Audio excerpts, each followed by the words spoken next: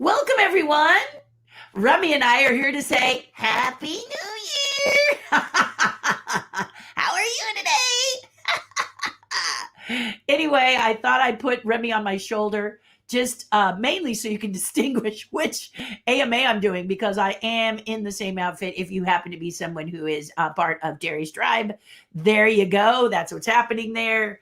And I just put him up there to just kind of help you identify that opening. Today I am wearing a very nice, authentic kimono. I'll throw my hair back here so you can see it. I got it all the way from Japan. It was a birthday gift from my husband, and honestly, it is the real deal. Actually, made and constructed in Japan, and so it is vintage. As I tidy it up so that the white doesn't pop out, but it's vintage. And it's absolutely beautiful. It goes all the way to the floor. And it only took 6.5 months to get to me. So if you are waiting for something, especially if it's from out of the country, understand it's going to take some time. And this did. So, but it was worth the wait. It is in mint condition. When I got it, they kept saying, it's not new. It's authentic. It's not new. It's authentic. So what they were kind of letting you know is there could be a fray or something, but the Japanese are so detailed oriented like me that I can't find anything wrong with it. It is just absolutely beautiful. And I'm so excited to own it. And thank you for this lovely birthday gift that finally came. It was worth the wait. Yeah. So how are you guys doing? Happy Friday. Happy New Year. The first AMA of the year. And boy, we thought 2021 was going to be a happy la-la year. Perhaps we were warned that it was going to be a little bit of a trial at the beginning. And indeed, that is exactly what is happening. Isn't that true? Yeah, that's true. So before I begin, we're going to get the announcements out of the way. I'm going to announce a couple of things to you guys that I thought you might be interested in. First of all, last night, and you may have observed it on YouTube, there is a wonderful group of pumpkin carvers and just a lovely group of guys. And I wanted to give them a shout out. They're called Carvers and Creators. And I was honored enough last night to be on their live show while they carved, and I talked about my life again. But it went a different way because these guys are carvers. So we talked about, for example, Paul, who's on the show. He was the winner of the 2019 pumpkin carving competition, of which I was a judge. So we talk a lot about the show, and we talk a lot about if you want to be a contestant, should they do it again? This is what you need to look for. This is what you need to do. And one of the things I didn't mention was that, go to foodnetwork.com and you can kind of search, and that's probably where, if they're looking for contestants, that's where they were looking. But we talked about a ton of things, wonderful things that we talked about. And it's a great show. So I would love for you to go over to YouTube and check it out. Please subscribe if you haven't subscribed to YouTube. Again, they say that patience is a virtue. And I told them that I'm not really looking to accumulate followers, although I want as many to follow because I want to reach out to as many people as I can and be helpful if possible. I've got a lot of plans for my YouTube channel and possibly another channel. I'm learning right now about YouTube still. And so please subscribe because you just never know what's going to pop up. So that's one of the things. I think I wrote it in the comments anyway. But that's one update. Another update is my hitchhiking ghost. Boop, boop, boop. This is very important. Okay? Very important. So you may have heard we have a pandemic. So because of that, my ghosts have taken a hit. It's not a huge hit, but it's a hit. Okay? So any and every one of you that have prepaid for the ghosts, please take a look at the email I have sent you. If you have not gotten an email, please message me on Messenger and say, Terry, I did not get the email, and I'll get it out to you. Because if you don't know what I'm talking about, you can write to me too if you want the ghosts. But basically, I want to do a Zoom call where I am speaking to you directly because it's a lot of information I have to update with you. Okay. First of all, if you are a part of the Hitchhiking Ghosts, you heard that the manufacturer that was helping me build these ghosts got COVID-19 in November. They were out for 3 weeks, almost a full month. And so our December deadline was exploded, and I emailed you, and you were all so lovely to say, I don't really need them in December. I'm happy to get them in the beginning of the year, but this is going to tell you when, but I need your help. There's more going on, and I'm not going to waste our AMA here to say it. But if you have not responded to that email, please respond. I am going to do a Zoom call with as many of you as possible, 9 a.m. this Tuesday, the 12th. Okay. And if you can't make the AM, which please try, but if the AM is just impossible for you, I've done a 5 p.m. on the same day, on Tuesday, the 12th. Don't worry if you come late. You'll get what you can, and then I will record it. Hopefully I can record it and then send it to you. Not sure how that's going to work. This is my hope and my goal that I can do this for you. Okay. It's imperative. It's so important that you put your voice in here because you've paid for these guys or you're paying for these guys. You have adopted these guys. So I'm asking you, ghost parents, to please get on one of those calls. So answer my email, and fair warning, if you don't answer my email, I'm going to Shawshank you till you do. So get ready. You're going to get emails. And if you're like me and I don't really like emails, I'm going to keep doing it until I get a hold of you. And if I have your number, I will text you as well. I've got to get an answer from you one way or the other. If you cannot make it because you're working or it's just not working for you, let me know that as well. And perhaps I can work out a third call. But what I'm unable to do is to talk to each and every one of you at the same time. So, at different times. So I've got to get you all together. I want to hear your collective voice anyway, because I want to get these to you. And I've run into a snag because of the pandemic. Full disclosure, I've run into a snag, and I need you to help me unsnag the snag. Okay? So thank you. Thank you.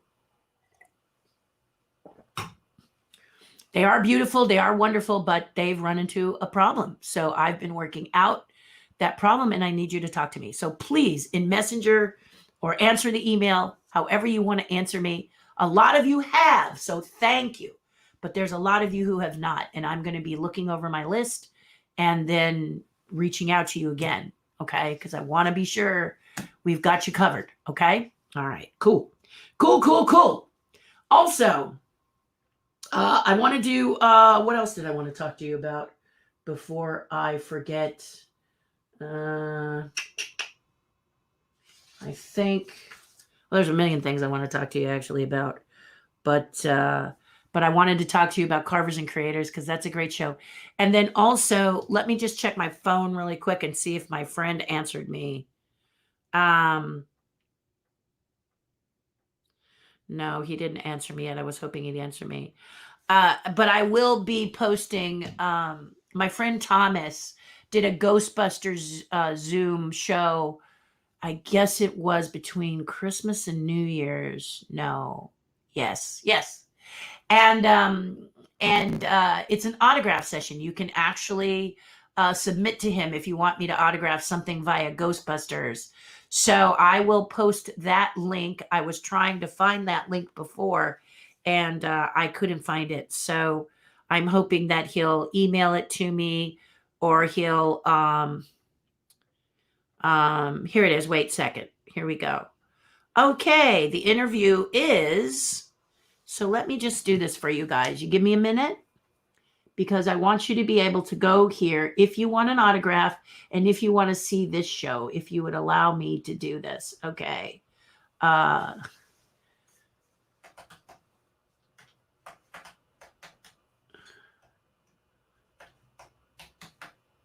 So I'm writing it now. Forgive me, but I want to make sure I get this done. I got to be honest with you guys.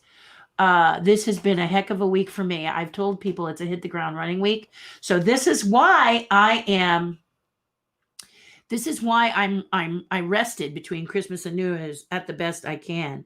But I'm going to give you a couple of places you can go. Let me go in here.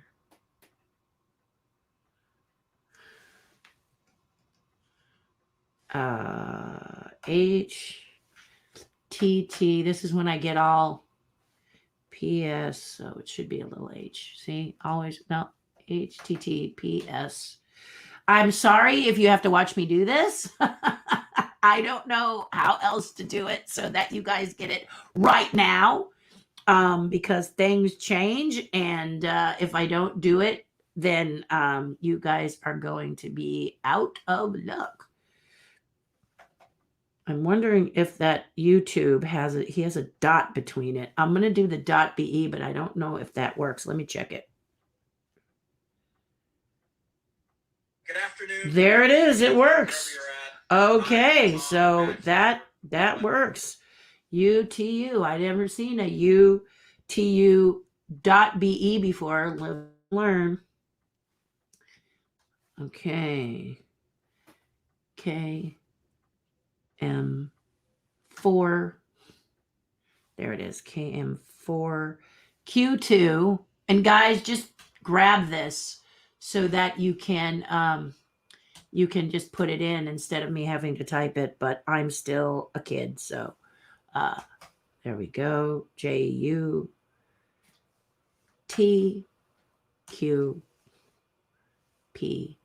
Okay, so I'm going to double check it.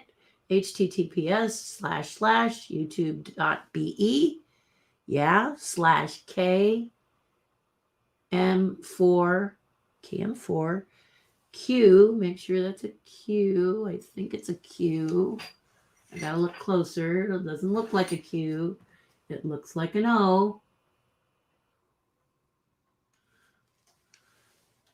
That would be wrong. Okay. Now it looks like a Q. JUTQPK.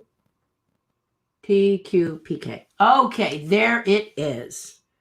There it is. Or you can go to facebook.com. Okay, so I'm going to create this. Save. Okay, here it is. Let me see if I can find it. There it is. Okay, so here it is. The Autograph Ghostbuster Show, https://YouTube. And there it is right there, okay? Or easier, you can go to facebook.com/the GB Containment Unit, okay? So GB Containment Unit. And I won't make you sit and deal with this now, but there you go. There it is. But for a few more weeks, Thomas, my friend, is offering the opportunity to get some autographs by me. And if you would like one, then go here. Any questions, ask me in Messenger.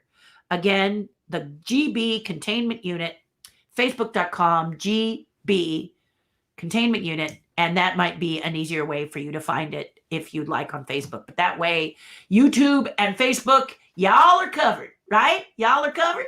Are y'all covered? Yay! Awesome. Okay. Join me on Patreon. Here it is. For a lovely low price per month, you can get together on our Zoom calls and our Facebook private Facebook lives. We're doing a lot of fun stuff over there. Access to the treasure chest. And in the treasure chest, just so you know, one of the things, let me just move this now that I got that. And I don't like, you to be watching on the channel, watching on the phone, but I'm flying with it, guys. I'm flying with it.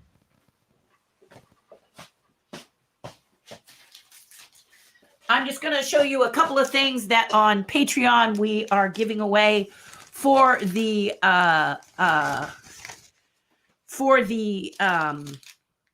treasure chest. We do this every month. You get a number, we draw a number, and bam, you're lucky. Okay, right? So the first thing is this, right? One of the things are these bookmarks. Now, these bookmarks are Star Wars bookmarks. So I'm going to give away the set. I'm not going to separate them out. I don't think that's very fair. But what you're going to notice is that these bookmarks are things I collected in 1983. So these were done by Random House New York, but you'll see trademark 1983. I don't know if you can read that, but trust me, that's what it says. And there are several. So if you're Star Wars nut, This goes in the treasure chest. This is extra. I do this every month to thank you for being a part of Terri's tribe. This is the Club 33 Christmas pin. So it's limited. I can't read it either, but I know it is a special, a very, very special pin. It was 2011 when it came out. So the treasure chest is one of the things that I do every, see, and you can see how big they are. There they are. Turning off that light, but there they are. See? So they're bookmarks. They're very cool. You can use them as a bookmark. Please don't, but you can join. The one thing I like about the tribe is they are collecting them because they want to keep them, not because they want to resell them. And I'm not putting them on eBay either. So if you want to be a part of it, check it out right here. No pressure, but I'd love to hear your voice. And we spotlight each and every member. If they'd like to be on the spotlight, they get time on our Zoom call to chat. So it's great, guys. I'm not kidding. It's really lovely. It's really, really lovely. Okay, without further ado, we are going to do the Ask Me Anything. Leo did a nice, wonderful list today, and then I added to it because, as you know, our country did something yesterday that I think Wednesday, as you know, Washington, D.C. was descended upon. And wow, right? Were you all sitting there saying, wow? Okay, because I'm, COVID-19, we are here at the epicenter. Here in Southern California, we are the epicenter. We are so bad off that first line responders, nurses and doctors are being told that if a person looks like they're not going to survive, leave them home. I'm going to let you let that sink in again, because if you are in a place where that is not happening, I want to say good for you. Okay, because this is seriously bad. And I can't imagine being someone who's a doctor or nurse that could possibly actually follow through with something like that, or be someone who could give the order of something like that. So we are in a very, very awful position here, as many of the country is. And then Wednesday happens. It's like, really? Are you kidding me? So that was ridiculous. I will tell you, I don't believe it was a protest. And the other thing I have to talk to you about, as far as concerned, I'm not going to make this all political because it's not what I'm doing. But you guys know I'm half black, half white. So one of the things I've got to say is, had this been an aggressive move by mostly African Americans, say that many Black Lives Matter people, they would have had more police.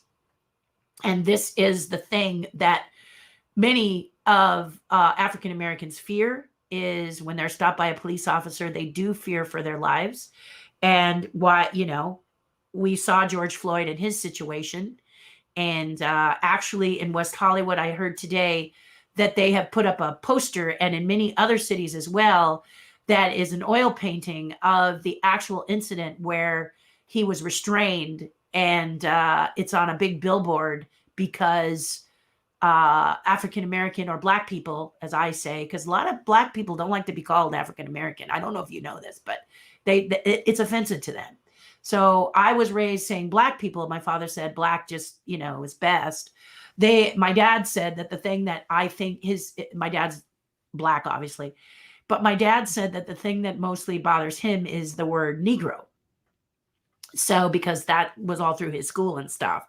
So Black is what he prefers, because he's not really from Africa. So African America. So when you're trying to be politically correct, all I'm telling you is that you got to kind of learn about the person before you put any kind of label on them, no matter what, So, so there's that. But that George Floyd poster is up there. It's to remind you that there is, in many places, different attitudes towards Black and Hispanic people, brown people with brown skin of all nationalities. And there is an actual fear of police. When I was raised, my parents said, be polite, be cool, don't argue, because you could be hurt. And at the time I was growing up, I was even in a situation my parents felt that was worse, because I'm obviously mixed. And there were people who didn't like that. So it's just, in today's world, it's wonderful because we have all these wonderful colors, and I'm really hoping we can get along. And then we see this thing on Wednesday and we're like, oh my gosh, what's happening? So I am addressing that now. I was actually on a Zoom call with my tribe, and when we left from the Zoom call, I really felt like September 11th. I felt like I was coming in after the situation, and I just couldn't believe it. I just can't believe it. And one of the questions is here was, should Donald Trump be removed from office and not given his role and now given his role in encouraging this violent? It's why is he staying? If you're not going to talk and you're not going to address it and you're not going to do your duty as the president, why are you staying for the last few days? I don't understand it. So do I think he should be removed? I'm not sure that the people that be are that powerful, because he is the leader right now. And you see what happens when people speak out. He fires them. So can they? I don't know. A lot of them are like, there are things that we could do. There are things that we could explore. But if he gets wind of it, So do I wish he would be big and just say, I'm done. I don't want to do this anymore. I'm stepping down early, because his actions, he's locked up in a White House building and he's not talking to anybody now. And he's not, according to a lot of the reports I've heard, he's not really doing presidential duties or anything. So why stay is my question. Okay, enough of that politics. That's the way I'm going to answer that one, because honestly, I don't know enough. I was excited to watch the proceedings to see what that meant and how, because I didn't quite understand. As Pelosi said, this is something that usually goes swimmingly, and to have it not go swimmingly, this is not what we signed up for. Who signs up for any of this kind of stuff, So I felt for her. What I found interesting, though, and then I'll get off this subject for those of you who don't want this to be all political. I promise you it won't be. I'll get more in a minute. But I found it very interesting that at the beginning, there were several states that were kind of, now there were a few afterwards, and I don't know what's going on with those people. But there were a lot of states that were like, okay, we're going in and we want the recount and whatever. And they were sent to a room to duke it out or whatever they do. And then this happened. And at the end of the day, when I watched it, many of those representatives who felt like they were going to do this suddenly said, no more fighting. I want peace. What's happened? What just happened? What's the matter with me? What's the matter with us? We don't do this. We are the country that is the representative and I gotta be honest with you, I love that. I loved that. I loved hearing from people saying, enough is enough, let's be friends. That was great. So that's what I like. That's what I thought was cool. Yes, there were some that were really strong, but to do what they did was unacceptable. I'm sorry. No, you don't say, look how many police there are and look how many there are of us. I just don't think that, I think that's not good behavior, guys. There's so many different ways you can do it. And I just didn't like it. I didn't like it. I felt like I was looking at Iraq. And I'll bet you people in Iraq and Iran and places that have this happen all the time were like, see, US, you're not immune to this behavior, because there it is. Here it is. And that's just sad day. Yeah. But on a good note, a lot of people took pause.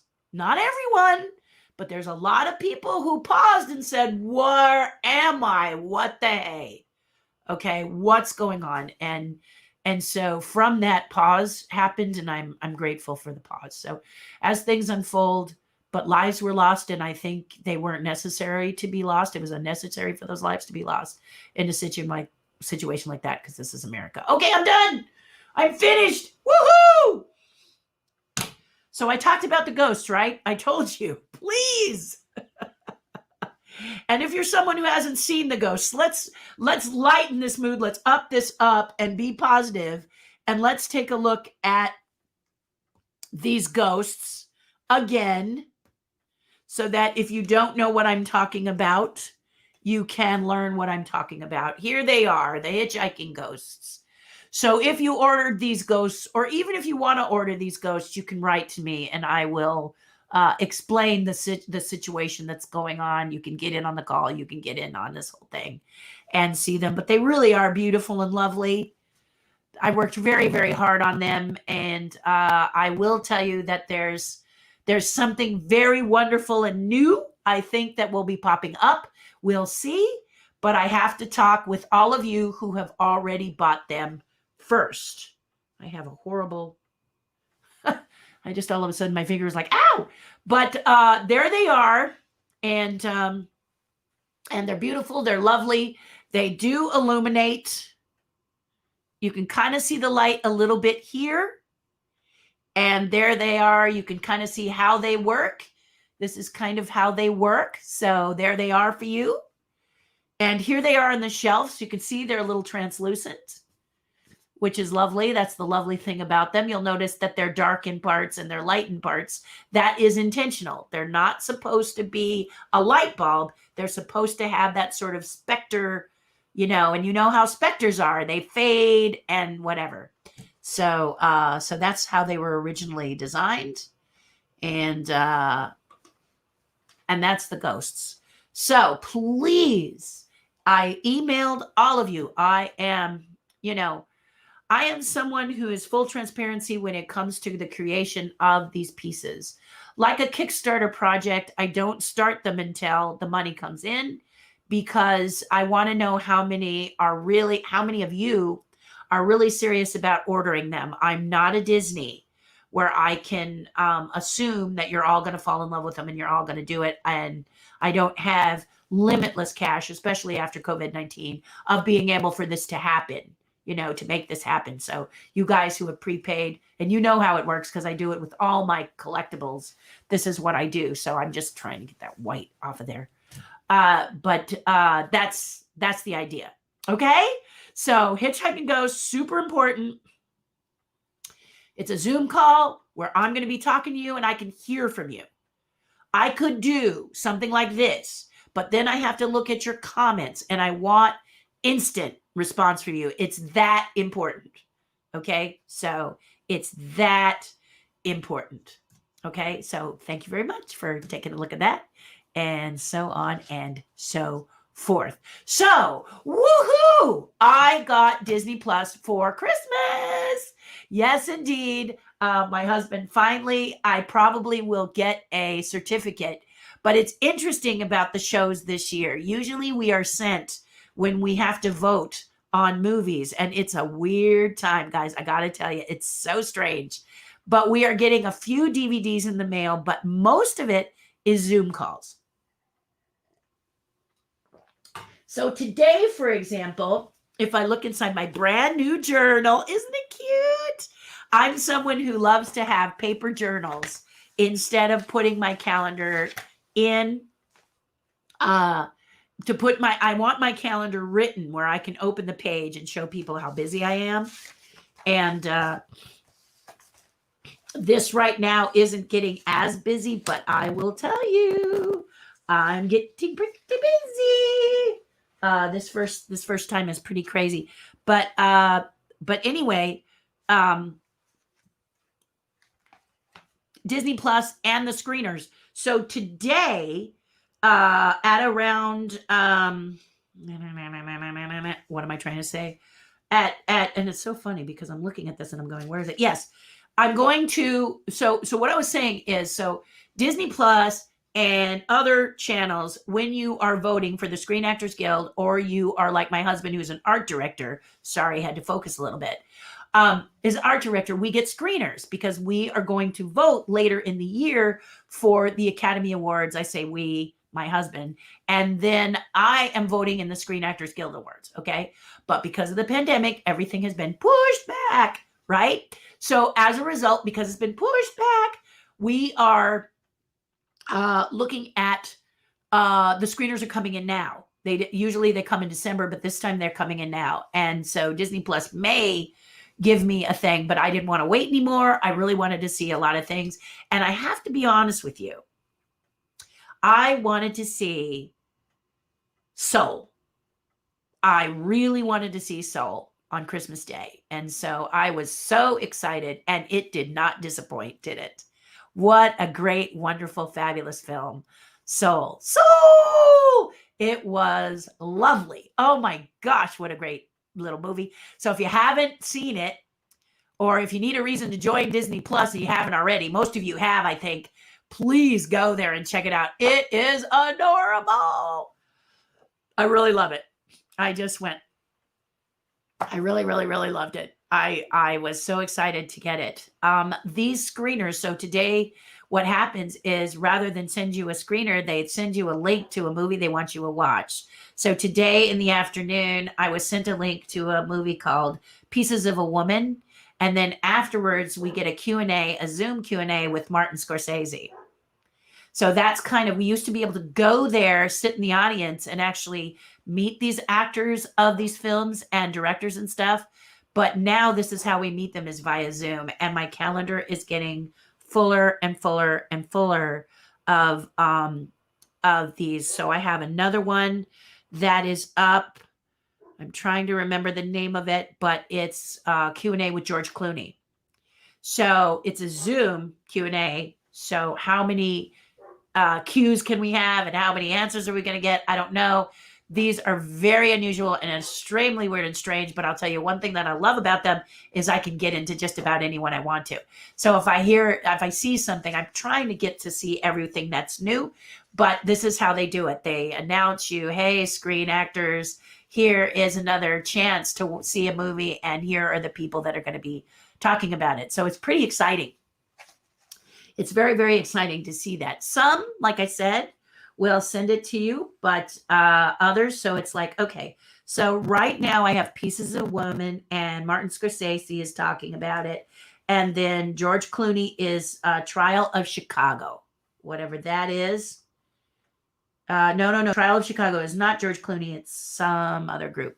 And then the George Clooney one, I did not write it what it is, but that's Monday. So you can see that my calendar is filling up as I have to. And you can pre-screen these movies if you want. They don't necessarily show you them because they used to show you them and then the Q&A was after. So it was a long event. But this way, they do it differently. So the screeners are happening. Movies are happening. Stuff is happening. As well as I've got Ghost to do. It's the end of the year, so if you have a business, you know what that means. Sales tax, it means taxes. Well, if you're anybody, it means taxes. So, there's just all this crazy stuff that's happening, and you're just like, blah, blah, blah, blah. So Soul was amazing. It was just beautiful. My husband said Pixar's back, because my husband kind of felt like Pixar had lost their way for a bit in a couple of other movies that we saw. They weren't quite up to the Pixar joy that we liked. So we were really happy to see them come back with Soul. It's just so much fun. I'm not going to tell you anything about it, but it's really, really fun. And then, of course, you all have been asking me about The Mandalorian. The Mandalorian! And I saw the second season. Yes, I did. And I know you're waiting to hear what I thought. You are so sweet to even care what I have to say.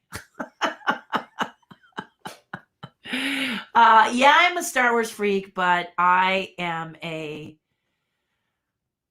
purist when it comes to stuff like this. So my dream for Star Wars, when Disney got a hold of it and we heard about Star Wars 7, that was quickly dashed.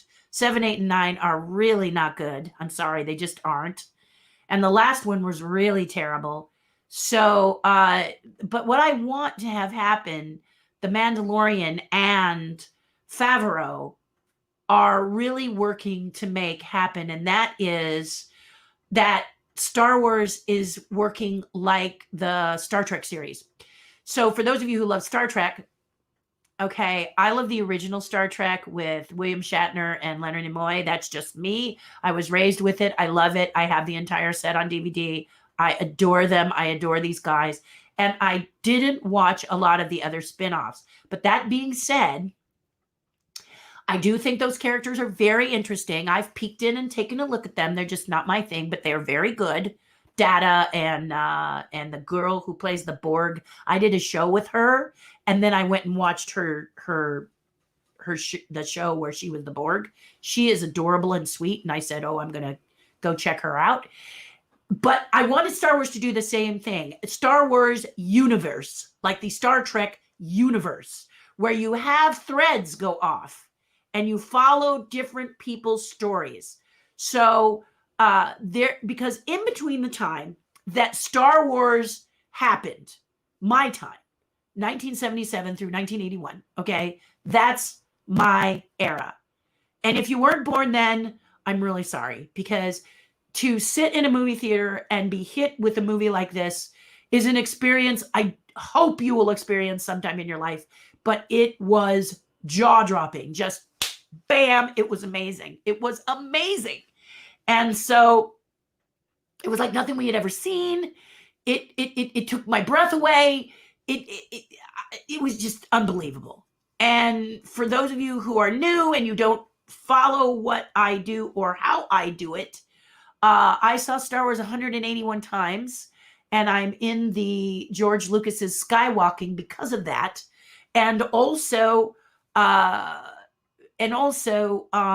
saw it in 1 week. So it opened May 25th, and from that first week, I saw it 67 times. And then I went to Europe for 2 months, for 2 months to backpack across Europe. I was 19. So I'm going to be writing a book about it. Hopefully I'll get it done this year. This is what the goal is to write a Star Wars book and have it done by May the 4th. Be with you. Even though that wasn't a thing back then, it's good timing, marketing wise, right? So between those times when Star Wars stopped and there was that lull, people were moved, inspired, got hit by a thunderbolt. So for me, it came in my performance. It came into my puppet work. It came into my work that I did in special effects with various films, Ghostbusters, Dune, Men in Black, puppetry, artistry, cosplay, which was costume contest back then. All of the stuff that I did came from that Star Wars experience. So I'm sitting here trying to see if I can give you some visual aid. So, because why the heck not? Why wouldn't I give you something special? So let me just turn this around and then just open her up. Why won't you open up? Weirdness. There we go. That's what I wanted. Okay, so when I did the Star Wars thing, I wrote down everybody's names, and I did drawings like this. I sat in the audience and sketched drawings like this while watching the film.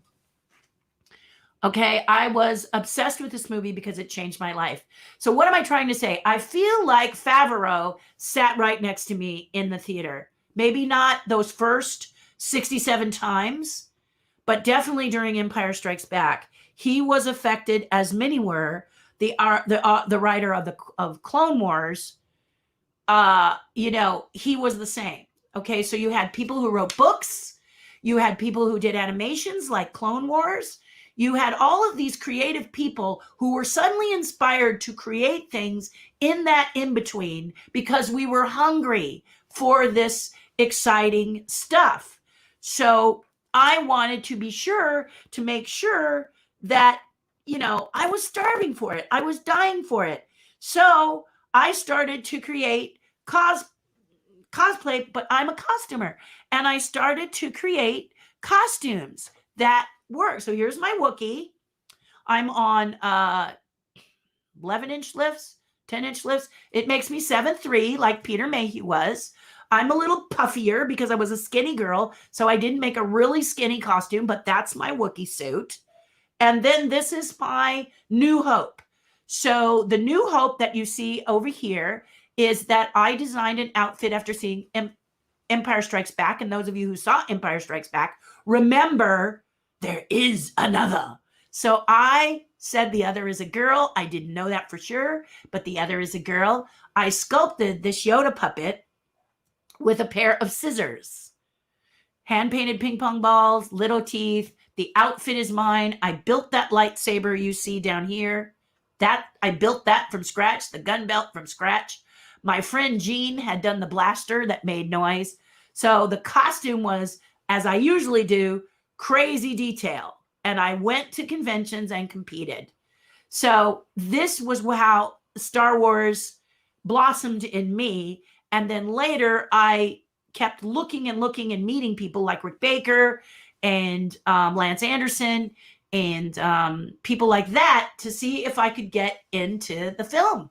Not Star Wars, but into film industry. And the first breakout that happened was Dune. So where I am today is as a result of George Lucas. So George Lucas, he kept fighting. He fought. He went to 12 different places to get Star Wars made. Alan Ladd Jr. finally said, okay. He didn't get a lot of money, but he got enough, and Star Wars was born, and Star Wars changed the world. So it didn't only change it for me, Terri Hardin. It changed it for the world. And so many people did animations like Clone Wars. They wrote books. There is a huge amount, is what I'm trying to get to, a huge amount of Star Wars material that Disney could have reached out to the people who really know the genre and not had films like 7, 8, and 9, which were just ridiculous. I'm sorry. They were. Please, just J.J. Abrams, lose his phone number because he's not doing it any good. But Favreau, on the other hand, and that team of Mandalorian, the stuff is amazing. And I heard, and my husband has been so sweet about telling me that there are a lot of characters in Clone Wars, like the lady with that cool headdress. She is going to have her own spin-off story. And that is exactly what I want. And it was funny because while watching The Mandalorian, I was talking about Boba Fett. Because, of course, The Mandalorian looks a lot like Boba Fett. And Boba Fett had a very small part in Empire. But people loved him. And he had a bigger role in Clone Wars, as I remember. I haven't seen it in a while. I'm just now revisiting it. And it's very exciting to revisit it with a different mindset later. So it's kind of nice. But people loved Boba Fett. People dressed up like him in costume competition and cosplay. They loved him. And I used to call him the great badass bounty hunter with a horrible ship. Because the ship looks like a 1930s iron that you heat it on the stove. And so that flew like this. And the minute my husband and I were talking about it, who should show up on The Mandalorian but Boba Fett? And it was very exciting. So what do I love about The Mandalorian? I love the fact that Boba Fett is back. I love seeing characters from the original Star Wars sagas coming back, except for those who are dead. You heard me right. I don't want to see any more bad CG on an actor I don't know anymore. Stop it. So you can guess how I like the ending.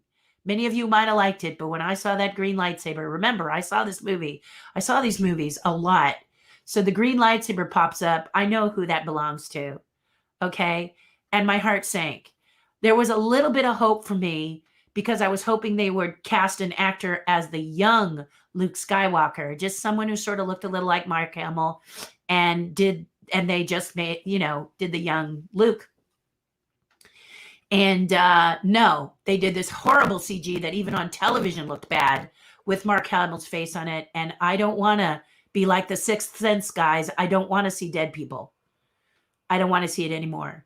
I understand if you want to tie the story in a loop, but please don't do that. Get an actor who kind of looks like young Mark Hamill, and let that person make it happen. Okay? Because I don't want to be exposed to that anymore. I didn't like it. And I'm really not thrilled with it looping back to Luke Skywalker, but whatever. I have faith in Favreau and his team, so I'm going to just sit and be calm and see where it goes. The other problem is for me, and I'm going to let you guys know this, is that because I'm in the film industry, I'm privy to a lot of things that I know that maybe if you're someone who watches movies for entertainment, you don't. Now, I know behind the scenes you learn about it, but when you're building it and you're designing it and you're creating it, when somebody does a move that you go, okay, that was done because of budget, that was done because of whatever, you get upset because you really love a movie when somebody works hard to make it appeal to them and then it appeals to you. So for example, the Departed it's an older movie, but The Departed, I think it's called The Departed with you guys would know. All of a sudden he went out of my head. But this film, Martin Scorsese, I believe it was, this film was edited so beautifully that my husband went crazy. He's an editor and a filmmaker, and when he was dazzled by it, he loved it. And that's what I'm talking about. If there's a film where the puppetry is amazing, then I love it because it just, and the first Mandalorian, when I saw these characters and how they were performing, and I was in it, and I really loved that they cared enough about people who make film so that we can enjoy it too. Because I'll tell you, it's like a stab in the eye when it's done incorrectly. It's like Clockwork Orange. You've ever seen that movie? That's what it feels like. So what I'm talking about in season 2 is that the Mandalorian removed his helmet an awful lot, and I did not like it. And I couldn't help thinking that it was because that actor was whining about getting his face shown more. And I'm sorry, he's got his face on a lot of stuff already. He doesn't need it on the Mandalorian. So the Mandalorians say, if you see it, the code was in the first season, if you take the helmet off and somebody sees you, that you can't put it back on. So what happened to that in the second season? All I can think of is they're trying to appease this actor and stop it. First of all, actors, stop doing that. You knew the job was dangerous when you took it. So please be the Mandalorian. You were great in the first season and you do the voice. So please embrace this character. The lore has been set and now you're changing oars in the middle of the water. And that bugs me. I'm a rule person. I don't like that rule to be, no. Okay, so that was a problem for me. Maybe Favreau would say, well, it kind of fit in the script and blah, blah, blah, but I'm not going to buy it because he was seen. So how can he put the helmet back on? And then there's more. But that is my challenge. I don't think you should succumb to the whims of people. He knew that he's so popular as an actor. He doesn't need to have his face on everything. And I like that the helmet stays on. I love imagining what's underneath. I loved that. I thought that was very bold and very courageous. And that was very special. I love that. Love it, love it, love it. Okay. And the other thing I love about Mandalorian is all the women are super tough and really amazing, especially the woman who's a wrestler. And forgive me if I don't know everybody's names. I haven't gotten that far yet. I've only seen it through one time.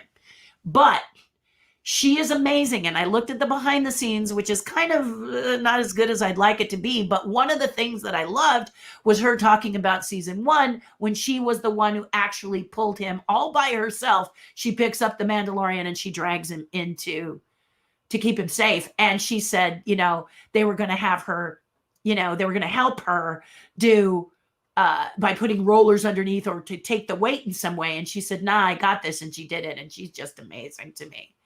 My husband is worried because she's like me. She speaks out quite a bit and he's worried maybe people won't follow her. But she's right. She has a right to her opinion and I do too. And you have a right to yours. If you disagree with me, please feel free to disagree with me. I'm not saying it or judging you. You can love the ending. I just didn't because I'm me. Star Wars is my life, like Disney has been many of yours. And many of you people, if it's your life. I spoke with the guys at the Carvers, and one guy was 7 when he saw Empire. I was 20. And stood in line for 3 days to see it so I could get the first ticket, which I got. So I was obsessive, okay? I'm saying When people tease you about your obsessiveness, just ask them about sports, okay? Or what we saw on Wednesday, obsession, okay? So I'm very obsessive about Star Wars. Star Wars is my family.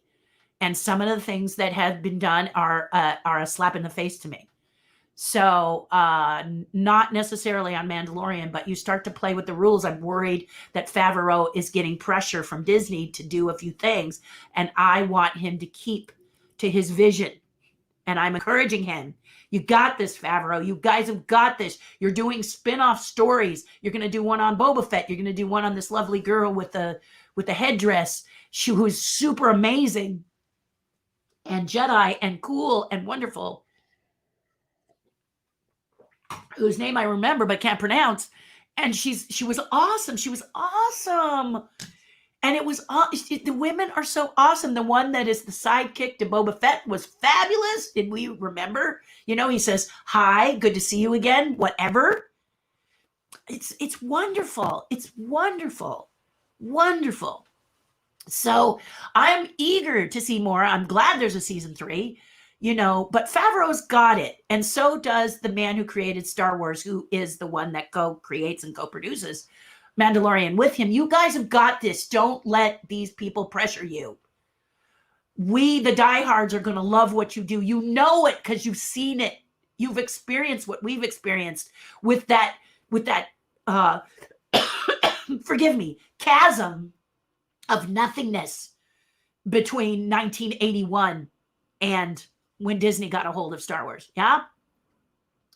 We missed it, but yet you wrote books. Many of you wrote books. Many of you became directors. Many of you were animators. Many of you did shows. Many of you became Favreau, did Clone Wars, did books, did so many wonderful things that allowed us to hang on. See, I'm getting really worked up.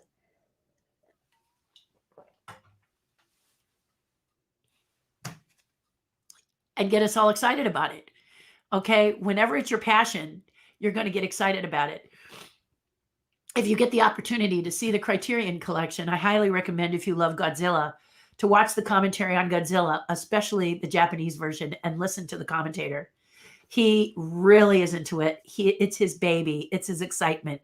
He loves Godzilla. I do too. And I learned some things about Godzilla that I did not know because of his beautiful commentary. So I want to make sure that I reach out to him and say, just loved it. But that's what I'm saying. If you love Disney and someone does something that makes you feel sad, like the 60th anniversary. Okay, many of you saw the 60th anniversary stuff that looked like a Chinese garage sale. It was so poorly done. And many of you were like, what is going on? Do they think I'll just buy anything, any kind of tchotchke? And many of you have said that one of the things that COVID-19, sitting at the pandemic and looking at your collections, was that you're going to start to collect real, authentic art. And I think that is a great idea, that you're going to invest, not buy a lot of keychains and swirly straws and phone covers. They're coming out with phone covers. That's not bad.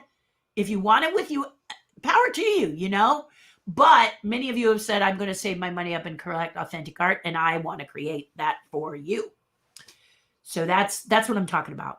So Star Wars is the thing that helped me to do what I wanted to do, helped me to get to do what I love to do, and also was lovely enough, and I'm just looking for, that I could go full circle, do Captain EO with Michael Jackson, but George Lucas was there, and I got to actually tell him face to face what this movie meant to me and how he had helped me get to where I was right here. Okay, and that is a joy. And then before the pandemic went down, I was going to speak at Lucasfilms up in San Francisco, full circle, about coming full circle. So this dream started with a film, started with a passion, as did for people like Favreau and other people. And that's what we need to do. We need to let Carrie Fisher rest, and we need to let Mark Hamill rest. He can do voices. He's very good at voices, the best Joker I've ever heard. So he doesn't have to be seen anymore. He has enough money. And honestly, he is a rock star. No one could have been that boy in Star Wars better than Mark Hamill. That vacant look that he does is priceless. And I will always love it. That look that's like, no one can do this look better than Mark. And I will forever be in his corner. But now it's time to move on and hear stories about the other people.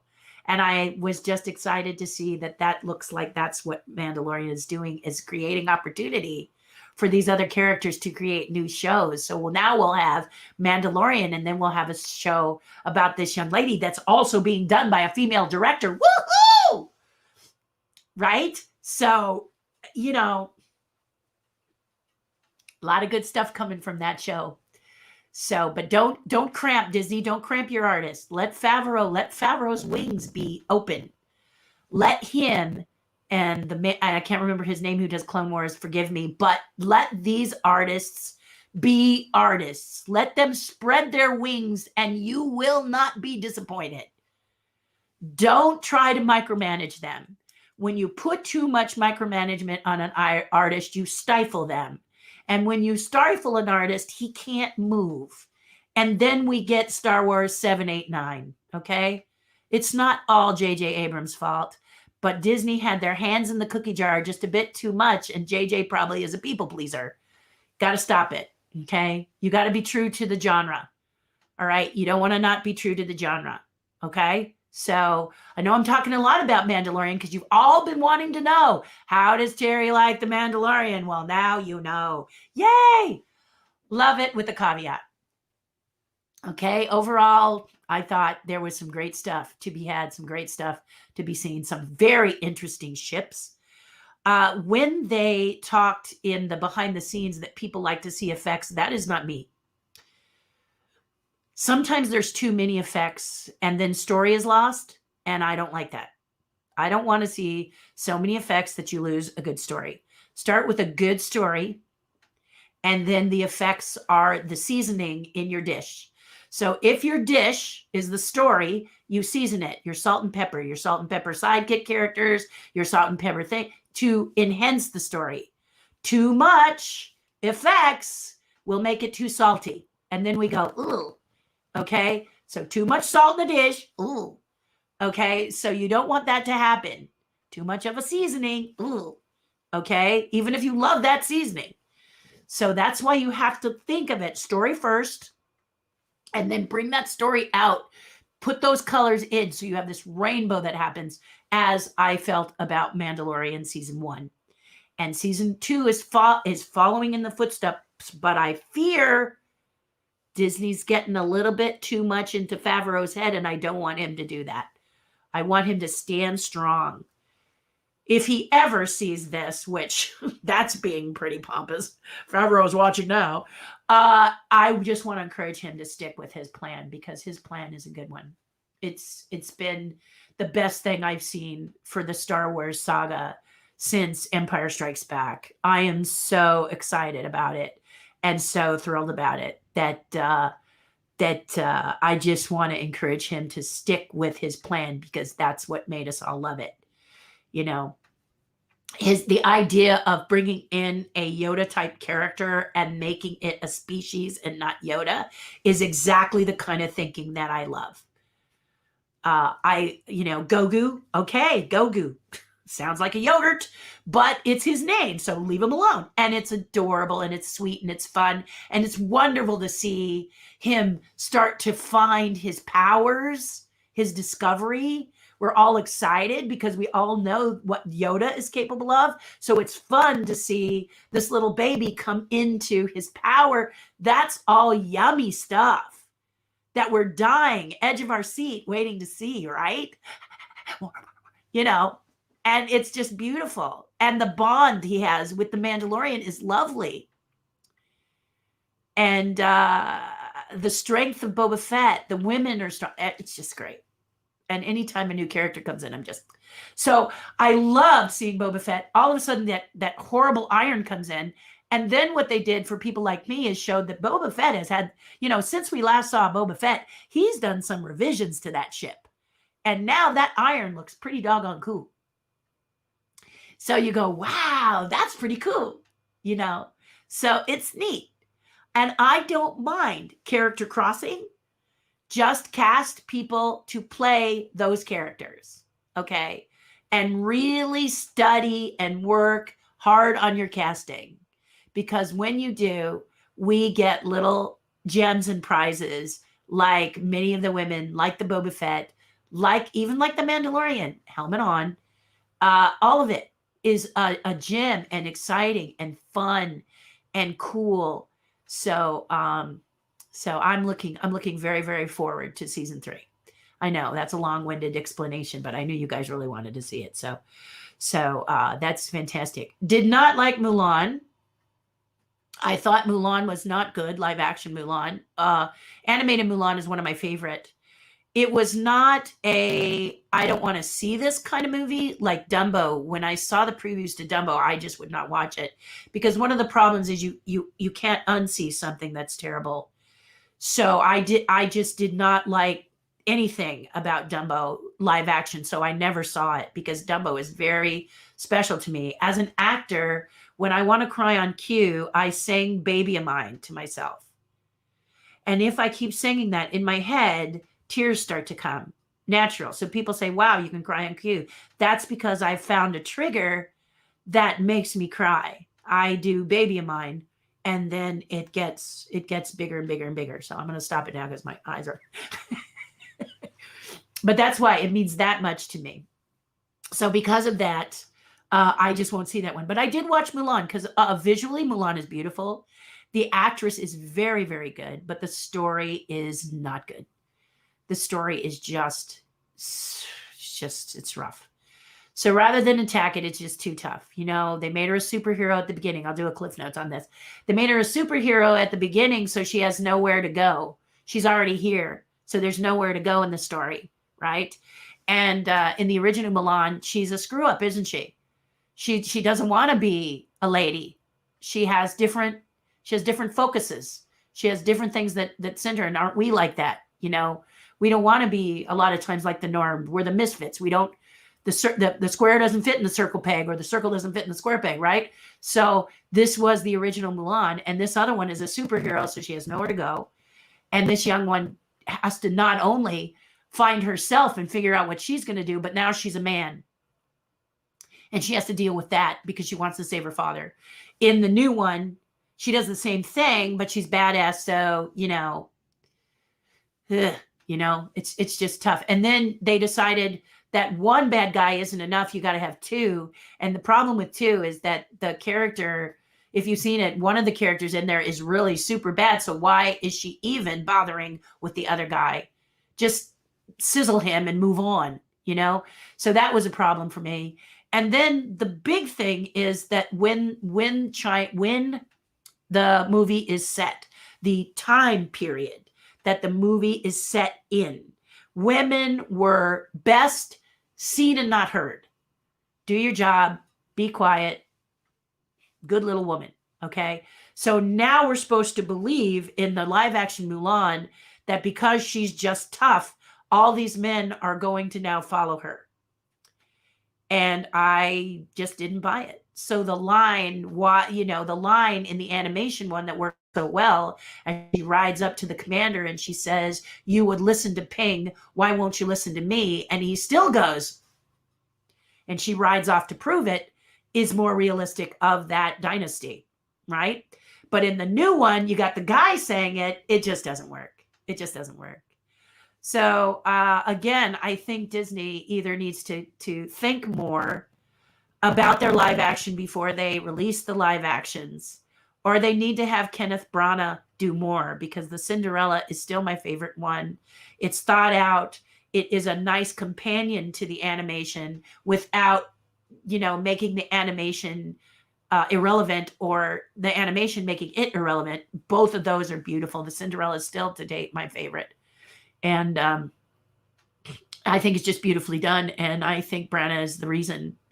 So So that's what I would say. If you really, really have to copy yourself again, you used to be a company that creates. Let me just remind you, you didn't copy your old stuff. I know you're scared, but again, I can see the fear. So that's hard. So Milan just really didn't do it. The only thing that would have made me angrier about Milan would have been if I'd have paid $30 to see it early. Thank God I didn't do that, because it did not deliver, other than it was a beautiful girl who acted, everybody, they acted well enough. The story just wasn't there. The script was the problem. So, yeah, that was just left a bad taste in my mouth. So they asked me my favorite episode. So somebody asked, I think it's mostly Leo Holzer, and thank you, Leo, for doing the questions. What my favorite episode of The Mandalorian was. The one with Boba Fett, I think, was my favorite. So Boba Fett, they're on the planet, the baby's in that light ray thing, and I love that. I love that whole bit. That was fun. That was a lot of fun. But I think that was my favorite, because it was great to see Boba Fett again. So that's pretty cool. So I like that. There were others too. There's so many things in the different shows that I liked.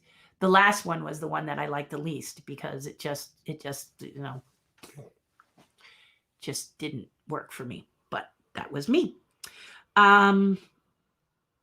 Let's see. Any other shows you're watching and films you look forward to revisit?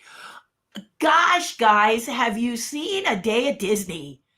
I love A Day at Disney. Do you love A Day at Disney?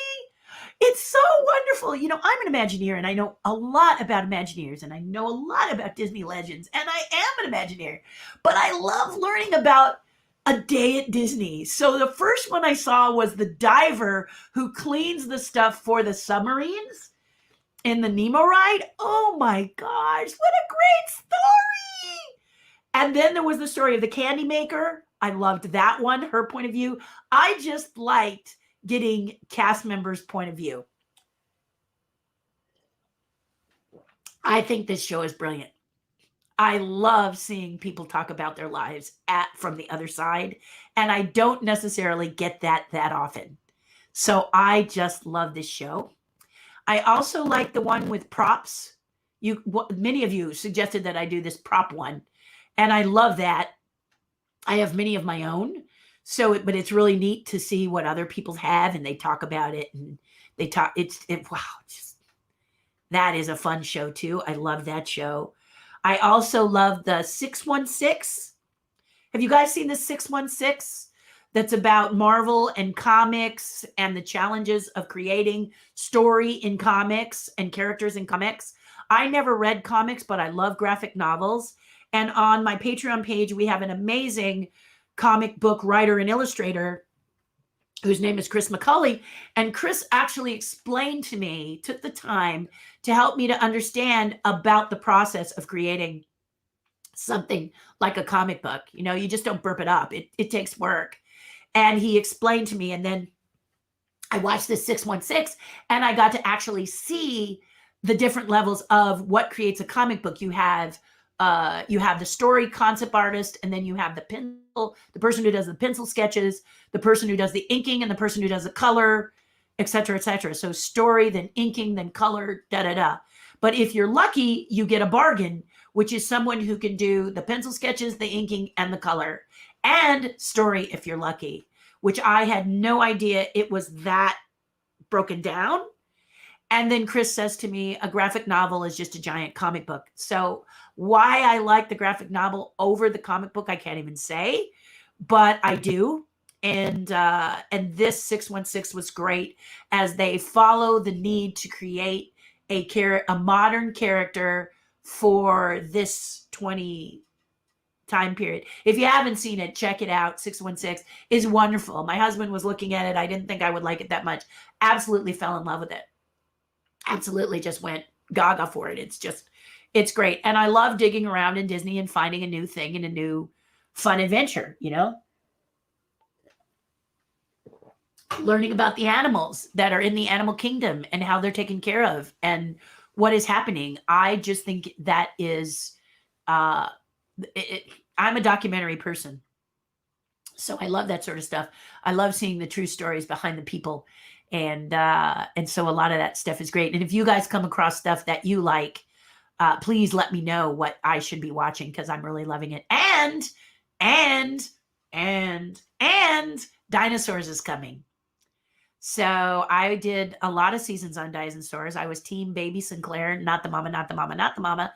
So I'm very excited to see that and then present some cool things for you that that have to do with dinosaurs because I did that show. I love that show.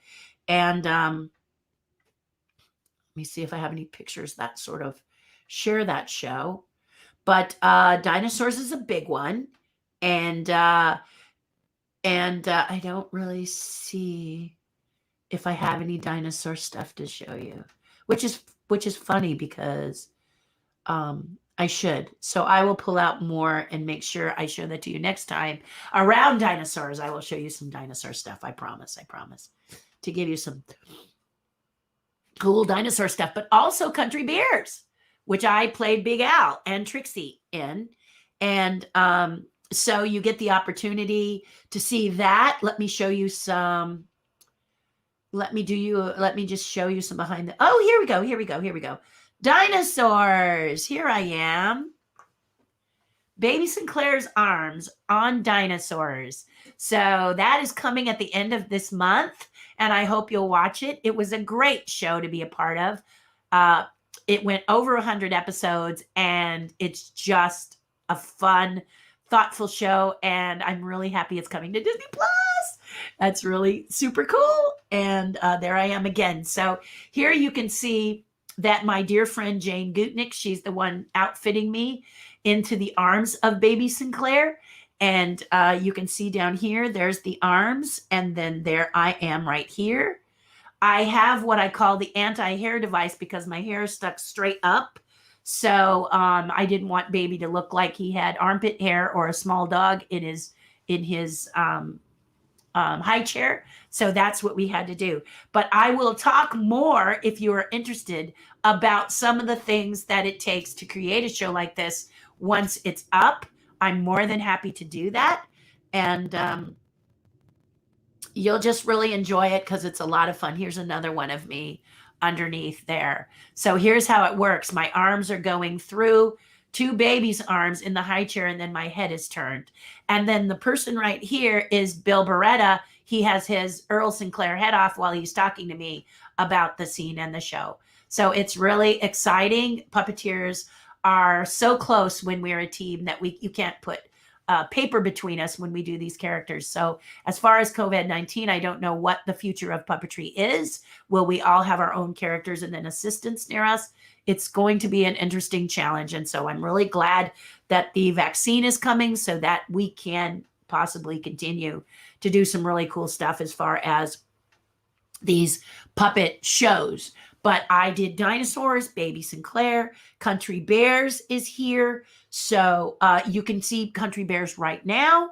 And I would love for you to do that if you haven't seen it because Big Al and Trixie are fun. Is the movie great? Because it was really supposed to be more about the bears, but it wasn't. But there's some great stuff that you should be checking out because the suit performers are phenomenal. And you'll love it. You'll absolutely love it. Misty Rojas, who played a character in The Mandalorian, was Barry in the Country Bears. So you got to check her out. She's a brilliant suit performer, someone who I've loved to celebrate for years. She's just brilliant, as many suit performers are. They are amazing. And let me see if I can find you some Country Bear stuff I can show off for you really quickly. Yeah, as I go back and forth going, hey, where are my country bears? Bears. But yeah, here we go. So what you're looking at here is in this corner right here right there on the left is Denise. And Denise was inside Trixie while I was doing the face of Trixie. Next to that, you may notice Bonnie Raitt and Don Henley. Don Henley of the Eagles and Bonnie Raitt of Bonnie Raitt. And Julie is next to me. Julie did Tennessee Bear, and I did Trixie Bear, and we sang to each other. You may remember in the Country Bears, and the voices were Don Henley and Bonnie Raitt, and it's a beautiful sequence. My goal in the original Country Bears, they were talking about doing one of those silly vignettes where they're leaping through fields and she has lipstick, weird stuff. And I didn't want to have it, and neither did Julie. Julie and I wanted it to be a strong acting thing. And Julianne and I really worked hard with Tennessee, Denise, and yeah, just seriously, all four of us as performers just wanted it to be something special. So here she is. I'm hugging her at the piano, Denise in the suit, and then here I am programming the head. So this is a big one system. I'm actually programming her head. I'm sorry if this scares you, but this is the reality of how this works. So, you know, it's been long enough. So that's one of the things that's super cool. I was trying to see if I had my picture of me with, yes, here we go. This is me with Big Al. So down here, you can see the Big One system, the headset on my ears, that monitor that is off currently. My hands are working. This is a Henson rig, and you program it so that you can do the facial expressions and stuff. And there is the amazing Big Al Bear. Woohoo! A very heavy bear. His head weighed a lot. I can't remember how much the head weighed, but the whole thing was about 80 pounds.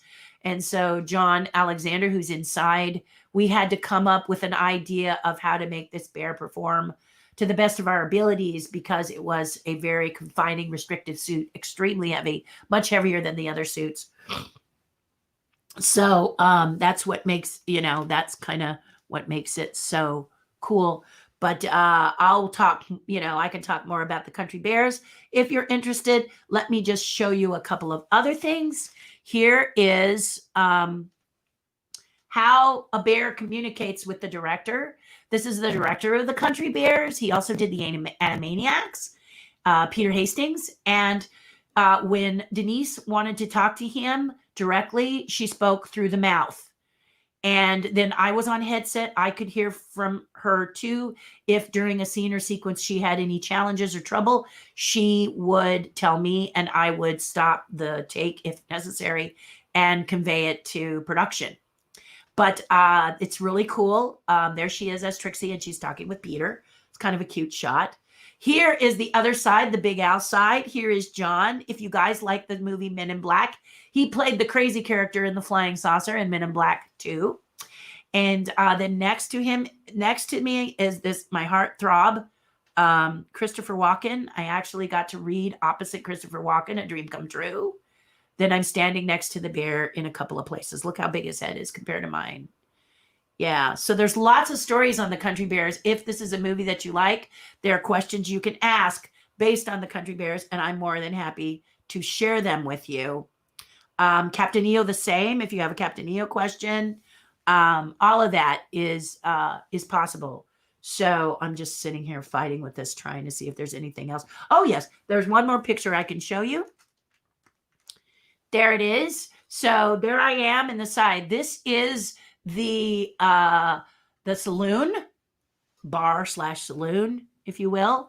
And there are all the bears there. Barry in the center, Misty Rojas as Barry in the center.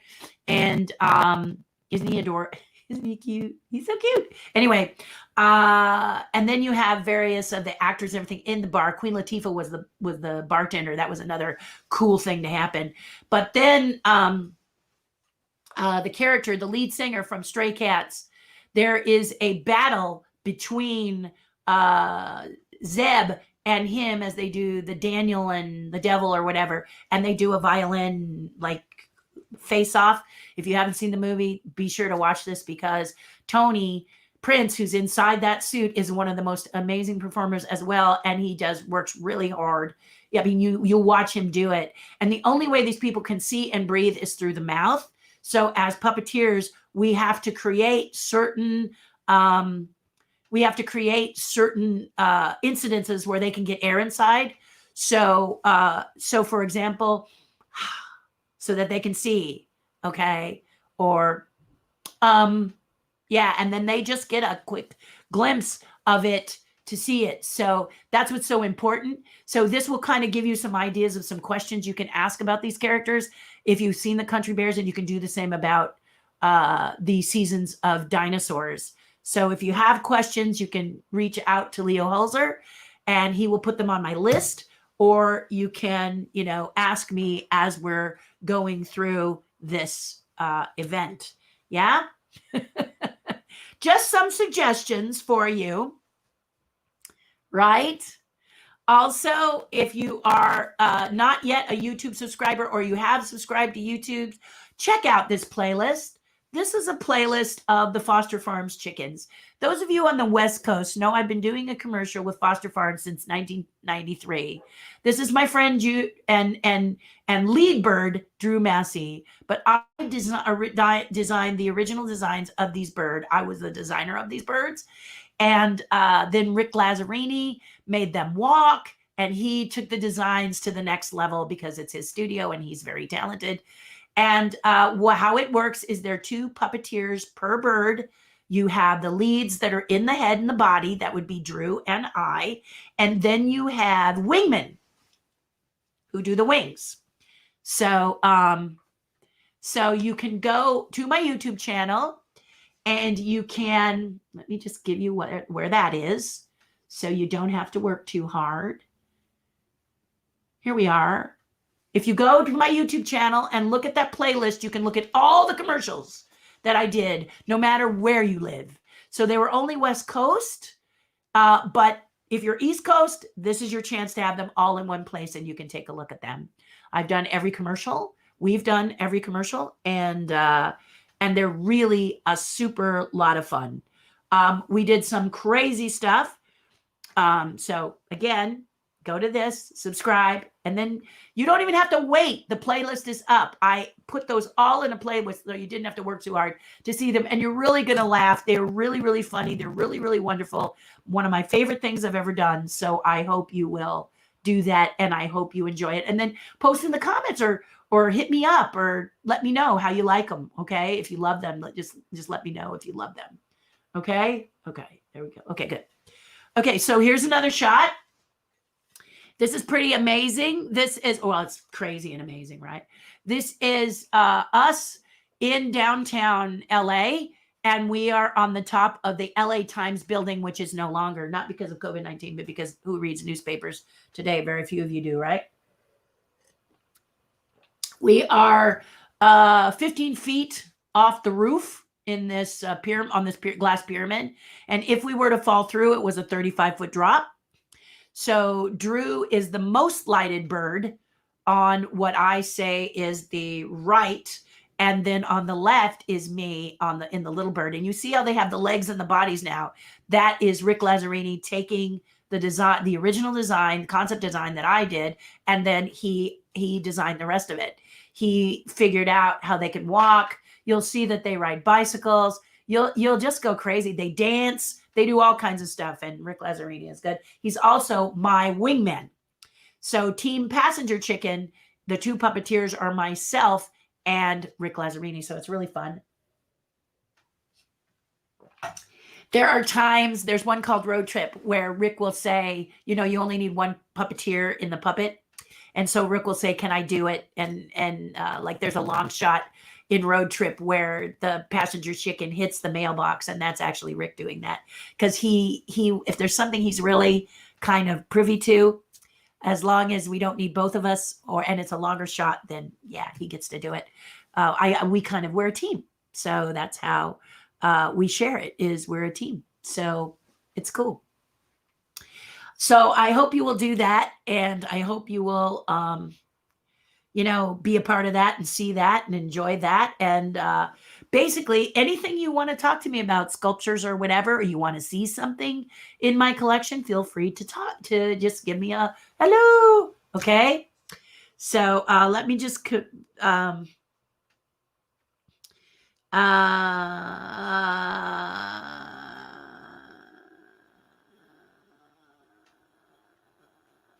actually, I'm looking forward to this year. I'm very, very excited about this year because I'm very, very excited about this year because we've got vaccines coming out.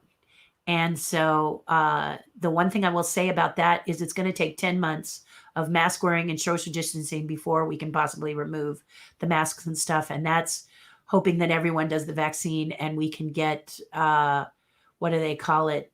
Team immunity or whatever it's called, herd immunity. So that's what I'm hoping. But if there's people out there that are afraid to take the vaccine, this could go longer. So don't think it's going to be anytime soon. Disneyland said that they might open in the summertime, and that's a big might, because if we are still in the situation that we're in, then it may or may not happen. So assume it's going to happen more like October. And then if it happens in June, yay, you'll be really happy, not disappointed, right? So that's kind of what we try to tell people, is you kind of give them the worst case scenario. And then if it comes in tighter, yay, right? So now comes the time when I look at your comments and answer those questions. I want to tell you, thank you for joining me. Yes, this does go long, and it will probably continue to go a bit long while we are in this horrible pandemic situation. But you have the right to come and go as you please. Listen to it later. You know this. You know this. I'm not offended by you. I don't expect you to stay here all that time, but I will for a while and try to make it a little bit shorter. But that's the situation as it stands now. I love you guys. Stay strong. Do something nice for people that you love. But I'm going to look at the comments and answer those if you want to stay with me. But if you need to go or you need to leave or whatever, just don't lose faith in yourself. And did I mention today that the lottery has a Mega Millions and a Powerball worth $500 million? So the drawing is tonight, and then there's another drawing tomorrow. So guys, hey, why don't you treat yourself and get a ticket? What is it, $2? I'm going to do it, because if you don't play, you don't have a chance. And if you win, just share with me, okay?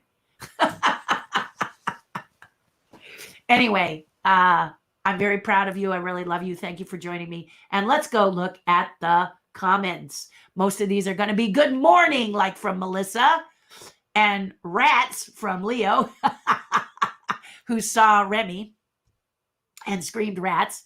Randy says good morning. And Angie, see you after the week. Ready to laugh and smile? Yes. So I will say that I touched.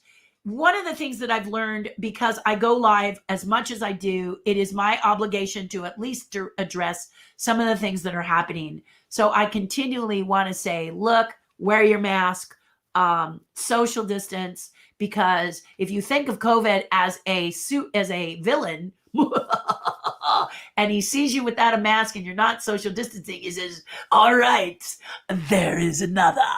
So don't let that villain get you.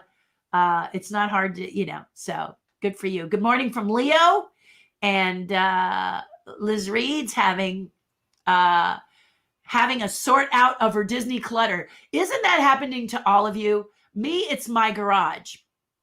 And like I mentioned before, I went to my garage, and most of my Star Wars collection was sold for 6 figures back in 2007. I had an extensive collection and took my husband to Japan for a month.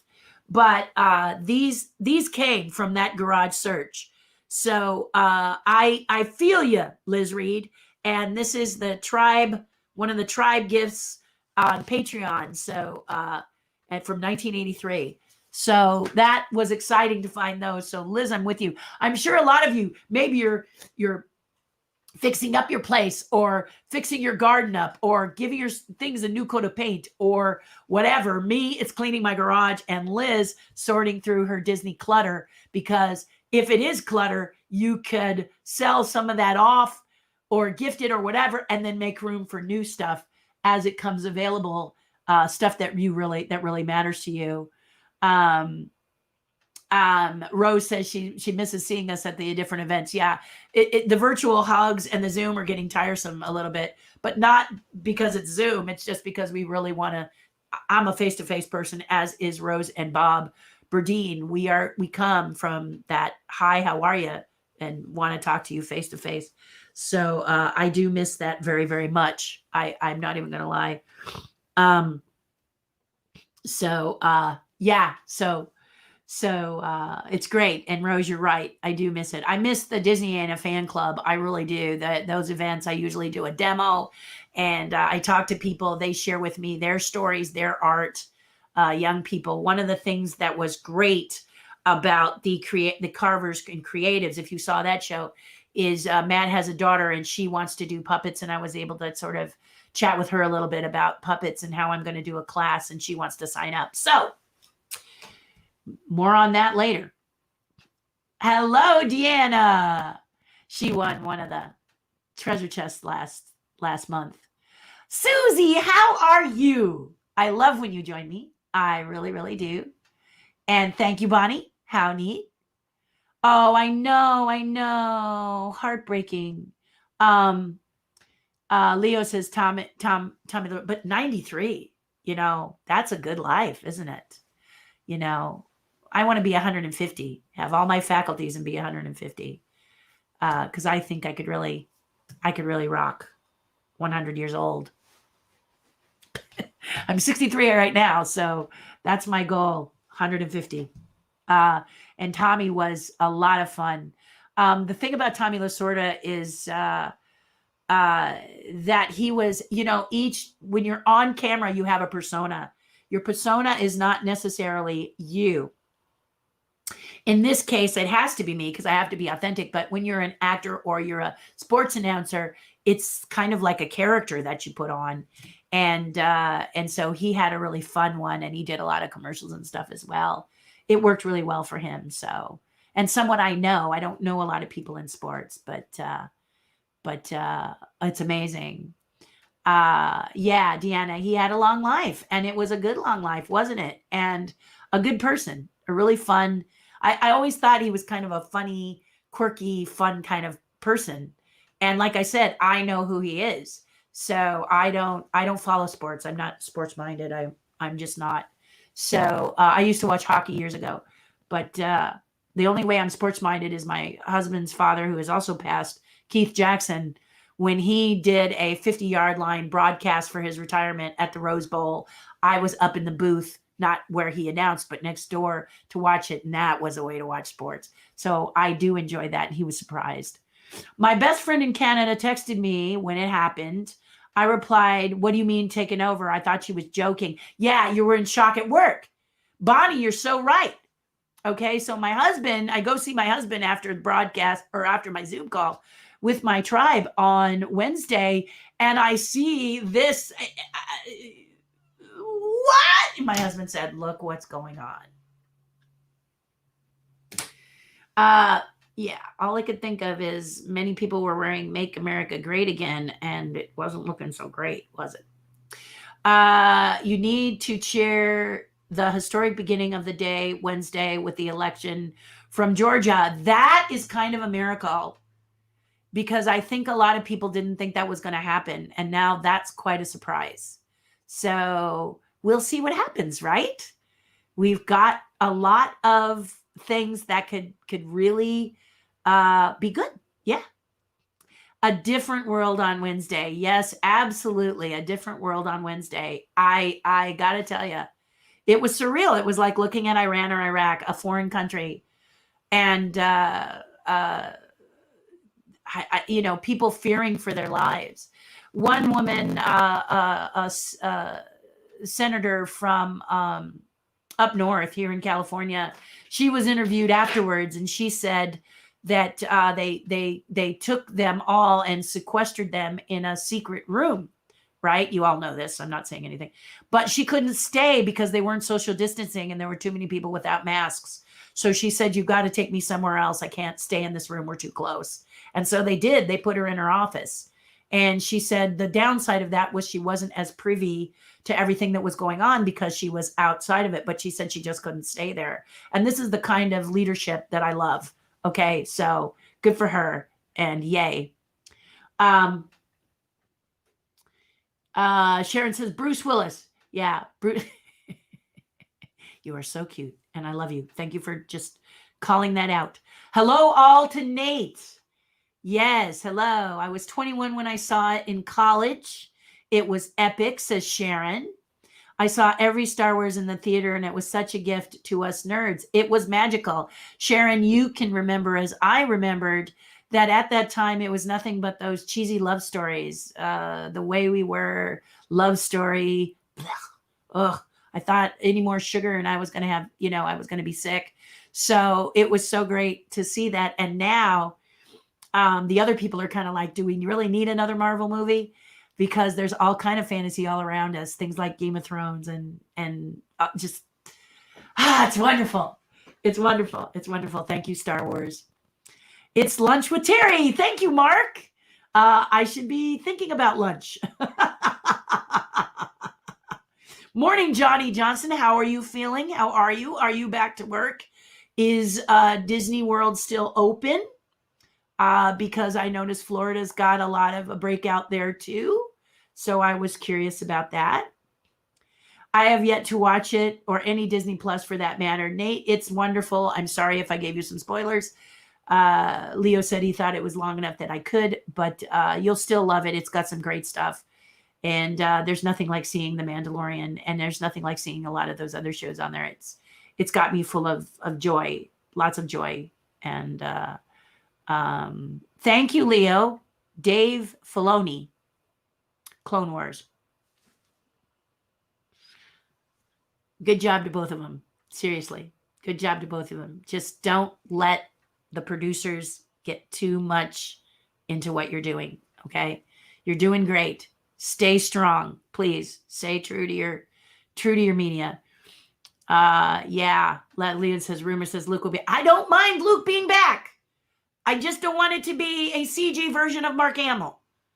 Okay, you follow me on this, guys? No CG version of Mark Hamill. Okay, make a young Luke person. Don't do that to the actor. But, that actor is probably saying, it's no big deal, it's fine. No. You are not a suit performer inside of a puppet. You are not a puppet. So younger Luke and no CG, because it just doesn't work. It looks terrible. And I hope you never improve it, because I don't want to be seeing dead actors perform. I just don't like it. That's what he said in season 3. See, I can read your mind, Leo. Go, yeah, sounds like yogurt. Dang. Sorry, Sharon.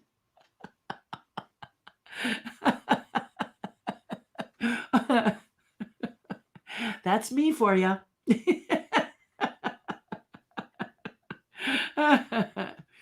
But played by a different actor. I hope so. That's exactly what I'm hoping. Leo has his hand on the pulse of this quite a bit, it seems like. And he reads a lot and he studies a lot. And thank goodness he's the one that brings the questions, because life is beautiful. And actually, before I forget, and I'm sorry for those who have left, but have you heard about this COVID-19 in-home kit? And how, if you're concerned, you can test yourself at home? Well, just heard on the news today, the caveat, it's going to cost you. The only way you can keep it from costing you, you're like, I'm with the Screen Actors Guild and the Motion Picture Health Fund. They have made it clear that if I don't want to pay for the test, I have to go see my doctor, and my doctor has to administer it in order for me not to pay for it, this in-home test, which seems to overcomplicate it, because the reason the in-home test was created was so you wouldn't inundate the lines at Dodger Stadium or wherever they're doing COVID tests in your state, because those are free, right? But they're saying you have to go there and fill up those lines again. Or if you have a doctor or something, you go see them, filling up them, when the idea of the home test was you could just take a quick test just in case you kind of felt, worried. You have this quick test to kind of give you an idea. So danger, danger. In-home kit, be sure it works with your insurance if you have insurance, because a lot of insurances are saying, no, if you do it yourself, you're going to have to pay for it. So that is crazy. And Leo, you made me think of that. I don't know why. Pixar Soul. Yes, Henry. And I loved it. Did you love it? Did you just love it? Didn't you think Pixar did brilliant? Gosh, I really, really loved it. I did. I loved it a lot. And that props thing had Nightmare Before Christmas. And I got to work with Henry Selick on a movie that's kind of obscure called Monkey Bone. I played Betty Bovine, Tree Bulls for Medola. So I not only puppeteered her, but I did her voice in Coma Town.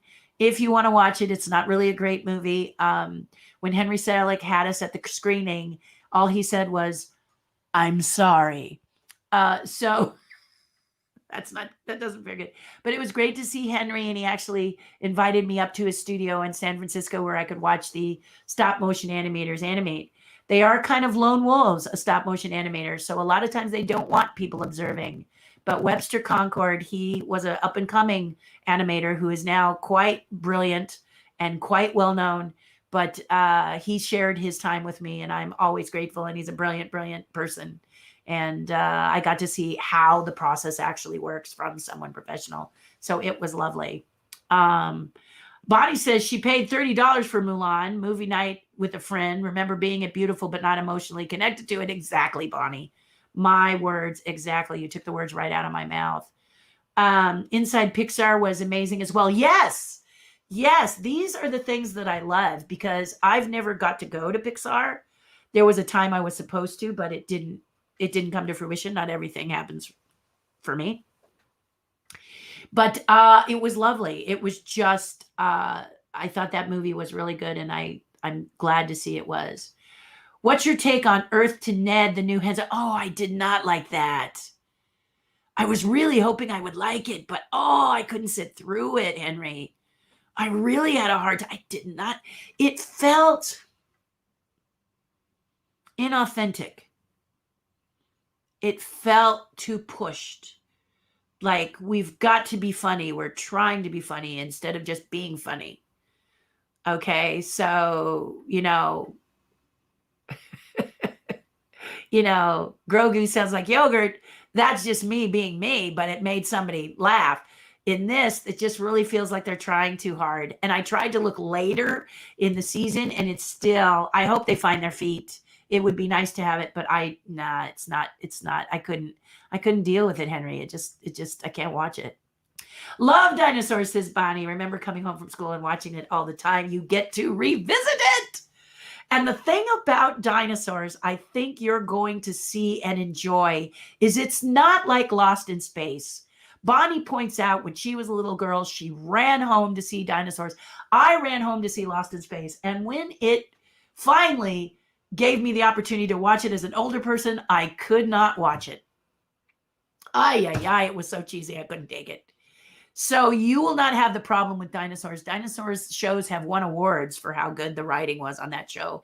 And many people went on to do bigger and better things because they were such amazing writers on the show. And that's just not going to happen. You're going to just fall in love with it all over again. I can almost guarantee it. I know it's not Disney, but the history of swear words on Netflix was wonderful. That made me laugh. I'll have to check it out. The history of swear words. Guys, wow. Yeah. Well, also not Disney, but Cobra Kai, right? Now, here's the funny thing. I love the original Karate Kid. Love it. I'm a big Pat Morita fan. And so Cobra Kai was something I wasn't sure I was going to get into. And then I noticed on Netflix, it was the #1 viewed last weekend. And I actually saw the whole thing before the news said, guess what? Cobra Kai dropped a new season. And I was like, wow, I can't even believe it because I saw something before people were telling me about it. But it's great. If you've seen Karate Kid, I will tell you season 1 and 2 of Cobra Kai is sort of a retelling of the movies in a different way. And they kind of juxtaposition the characters doing a similar thing. It's neat to see that they're shooting in the same places, that a lot of the sets and things like that. It's very cool. But season 3 is the season you really want to see, as they have to now get away from the movie and go into the future. So it starts out with something from the second movie, but then it branches out into following some of the storylines of characters we didn't get in the movies. So well worth it. Really, really worth it. And so if we're not talking Disney, Cobra Kai is also very fun. History of Swear Words, Cobra Kai. Also, I think is it on Netflix? Something like Get Lost 2020 or Go Away 2020. And it has actors like Samuel Jackson who are saying, whatever they're going to say about 2020. So that looked kind of intriguing to me too. I don't know if it is, but Netflix has got some great content. So it's a lot of fun to just kind of flip through there and do that. Bonnie's just like, it was a super awesome part of my childhood. Yes. And it can be again. No swear words, LOL. Exactly. There aren't. However, there was one called Nuts to War. And once it airs, I'll tell you, maybe as they air, we'll talk about, because I don't know if they're going to drop the entire show and you can binge watch it, or are they going to do episodic? I don't know quite what they're thinking, but we'll find out in January. If they drop both seasons and you see Nuts to War, just kind of make notes of questions you have. Nuts to War, we had a couple of things that we were going to do using the word nuts and swear words. And so the Disney and people that time out, no, you can't, you have to change that line in the story. So there's a couple of things you'll see that are kind of funny because we had to change a couple of lines. We thought it was funny, but they didn't. Thank you, Brendan. Being part of Team Baby was one of the most beautiful things in my life. Kevin Clash and John Kennedy are great puppeteers to work with. Kevin Clash, of course, the voice of Elmo for a long time, and they were fun. It was great to be in that group and that team. And we got to do a music video, and we got to do commercials, and we got to do other stuff. It was just one of my favorite characters. And I will tell you more stories about that. Just, either talk to Leo. You see he's in this feed. Write to Leo with your questions. Send them to Leo. Or you can ask me here, like you've been doing. And I will work to get that working better. Sharon says, I was a high school exchange student in Brazil, and the first question they asked is, do I watch dinosaurs? No, really? Oh my goodness, they were crazy about it. Portuguese sounds like dinossauro. Oh, that's lovely. Wanted you to know you are worldwide famous. Yes, we are. We are in 60 different foreign countries right now. And the residuals are funny because it's like $5 or something. But it's just lovely that we're in so many places and that people are starting to watch it. So Disney Plus has got me very excited because it's coming back, and I think you need to. You can also get it on DVD, which I highly recommend. It's not that expensive, and that way, in case Disney decides they don't want you to have it for any reason, you still can watch it. But it's such a great little show, and I'm very, very proud of it. And it was great to be a part of that. I have a Brian Henson story I'll share with you after it airs. Yeah. When can we do cons again? I'd love for you and Kevin Clash to sign your POP of Baby Sinclair. I don't know, Brendan, but I will. I have been signing a lot of POPs of Ghostbusters, Marshmallow Man, because I did Ghostbusters. So a lot of that, a POP of that. But now the POPs are coming of the dinosaurs. I've seen them. I haven't bought them. But I'd be happy to do that. And of course, Kevin will probably do appearances as well. I can't imagine he wouldn't later. But it's going to be, I can't imagine he'd tell you no either. So it's super, super cool about that.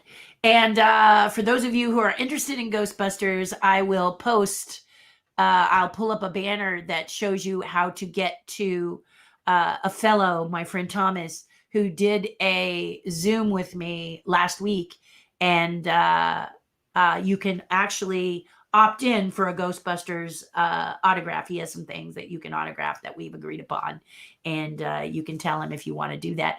And the best way to do that, he told me, and I have it right here so it doesn't take away, is you can go to facebook.com and look up the GB for Ghostbusters containment unit, the GB containment unit, and on there is the interview, as well as I'll post the YouTube link. Okay, for those of you in YouTube, we'll post that YouTube link, and you can get it. I typed it at the beginning, but I'll post it again just in case you want to see it again before I leave. Okay. Were they in Colorado? I've seen the commercials on TV, but the furthest west I've lived was Colorado. Yes. They did the chickens? No. I think the furthest we went was Arizona and Nevada. But you can go to my YouTube channel and look at the Foster Farms playlist. I actually put them together there for you. So please subscribe and look through there, or like those videos, or share those videos, or comment on those videos, and join and ring the little bell. So when I get my act together, you'll know when I'm doing something new. I'm new. I'm learning about YouTube every day. I'm learning about all the platforms, and I'm 63. So it's not something that comes to me naturally, as many of you know. So yeah, I'm working on it, and I'm making it. If I win, I would absolutely be sharing with you. I know. So guys, the one thing you do today, remember, you look at it, you man up, be safe, distance, wear your mask, and go out and get that lotto ticket. Because woohoo, that's going to be very cool. Thank you. Yes, Bonnie, I love the art on the bookmarks. And I think that's probably one of the reasons I kept them. I auctioned off back in 2007. Tokyo made candy, and the candy had art from Star Wars. And I think they released that in they might have released those right after Empire also, but they were really great. People just went crazy for them. They're like, I never saw the candy one, and they went for really good money. But that was when I had my big supercalifragic auction back in 2007 of all my collection. I was just too scared. I woke up dreaming that rats might get it, or water might get it, or it could get damaged in some way. And I knew it was worth a lot. So I wanted to get it to people. I still have a few things. And if you guys want to see some of the things that I had, one of the things I still have, because it's a little beaten up and people were kind of like, it's really beaten up, but it's also autographed on the back by Anthony Daniels and David Prowse, I believe, autographed the back. And as you know, David Prowse is gone now, but it was the pictures of everybody, Luke, Leia, Han, that hung out in front of the Chinese theater for a full year. After I had seen my 100th viewing at the Chinese theater, they pulled that out after a year and gave it to me. And they gave it to me when Anthony Daniels and David Prowse and Kenny Baker were putting their robot feet and everything in the cement at the theater. So they came around and they presented it to me, and then they autographed it.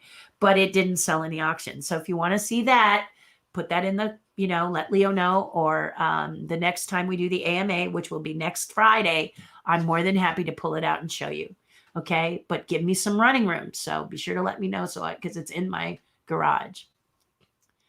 We have done a lot of home repairs. I know lots of people are doing these home repairs. Why not?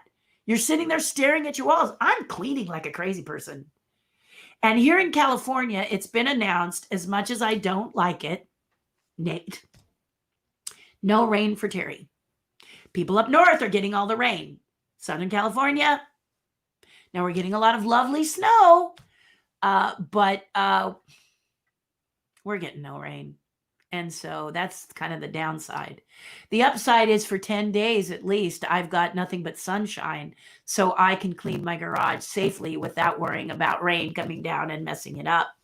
So that's been a goal of mine, is to get into the garage, because I have a lot of collectibles, including and this is going to be a difficult thing to give as a gift on the tribe because it's big. But I have a couple of the Monopoly games from Star Wars, the very, very first one they released, and it's numbered and they're mint They're still got the cellophane on them. Maybe I'll offer a couple up for sale. I'll talk to you, Nate, about it. Maybe we can do a, hey, you want to buy one? Because they're the very first one. They did two. They did two Star Wars ones. They maybe have done more, but I did the first. I have the first one, and I can show you that too. And I have a few of those that I'm going to sell, but they're deep in the bowels. Yep. So yeah, repairs, cleaning, because you're living in it, right? Yeah, Bonnie. First season on DVD is great. You should grab the second season, and then you have the whole complete set, and that is fantastic. Indeed, indeed. Bob says, favorite quote from Dinosaurs is, I'm the baby, gotta love me. Michael Jacobs, who was the producer for Dinosaurs, he is one of these people. I want to just tell you one little thing about him, which is great. As a kid, he watched TV 24/7.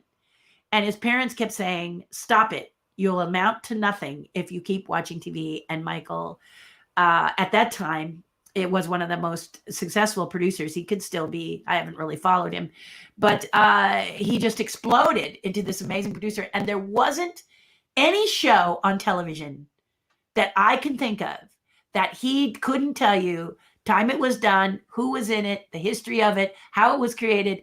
He was like a TV encyclopedia.